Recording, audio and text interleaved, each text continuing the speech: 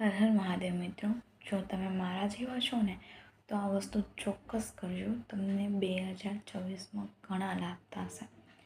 મારા જેવા મતલબ, જો તમે બહુ લાગણીશીલ છો, ઇમોશનલ છો, નિસ્વાર્થ ભાવે બીજાના માટે હંમેશા કરવા તત્પર રહેતા હોય તો આ તમારા માટે છે.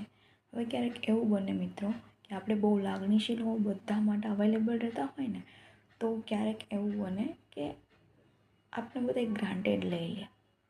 હા, તમારામાંથી ઘણા બધા સાથે એવું થતું પણ હશે, હે ને? તો બસ કરવાનું કાંઈ નથી, જેવા છો એવા ગોડ ગિફ્ટેડ છો ને. હું તો કહું છું બહુ લકી છો, કેમ કે આજના ટાઈમમાં આવા લોકો બહુ ઓછા મળે છે.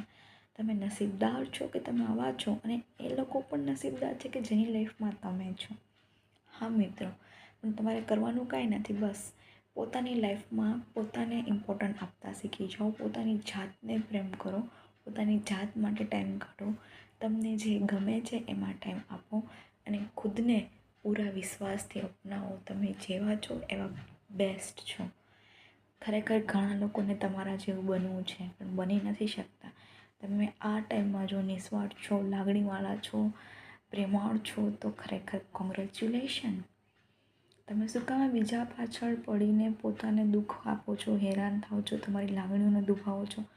એવું કરો ને કે પોતે કેટલા બ્યુટિફુલ છો એના ઉપર ફોકસ કરો, તમારા ઉપર વિચારો, પોતાના ઉપર ધ્યાન દો, અને પછી જુઓ તમે એકવાર પોતાની જાતમાં ખોવાઈ જશો ને, તો જે લોકો પાછળ અત્યારે તમે ભાગો છો ને એ લોકો તમારી પાછળ ભાગશે. હા, અનુભવ બોલે છે. બધા એમ કહેશે કે યાર ક્યાં ખોવાઈ ગઈ તું, તારા જેવું કોઈ મળતું જ નથી. ખરેખર એ લોકો અફસોસ કરશે અને પાછા આવશે. પછી એ મિત્રો હોય, સંબંધી હોય કે XYZ. હા મિત્રો, તમે ખરેખર આવું કરી જુઓ એકવાર. કાંઈ નથી કરવાનું, બસ ખુદને ટાઈમ આપો, ખુદનો ગ્રોથ કરો, વધારે કરો. તમને જે ગમે છે એ કરો, તમારી જાતના ઇમ્પ્રૂવ લાવો. અને એક વસ્તુ ક્યારેય ન ભૂલતા, કોઈ તમારા વખાણ કરે તો જ તમે સારા છો, નેવર. તમે તમારા વખાણ જાતે કરો. કોઈની શું જરૂર છે તમને? આટલા સરસ ભગવાને તમને બનાવ્યા છે, કેટલું સરસ મોઢું આપ્યું છે, કેટલું સરસ નેચર આપ્યું છે, સૌથી મહત્ત્વનું તો આટલું સારું દિલ આપ્યું છે. તો પછી શું કામે કોઈ બીજા માટે રડવું જોઈએ, બીજાના માટે દુભાવવું જોઈએ? પોતાને માટે ખુશ રહો ને. એકવાર કરી જુઓ ને, પછી તમે મને યાદ કરશો કે આ વ્યક્તિ તો ખરેખર કામની છે. એ આખી લાઈફ ચેન્જ થઈ ગઈ.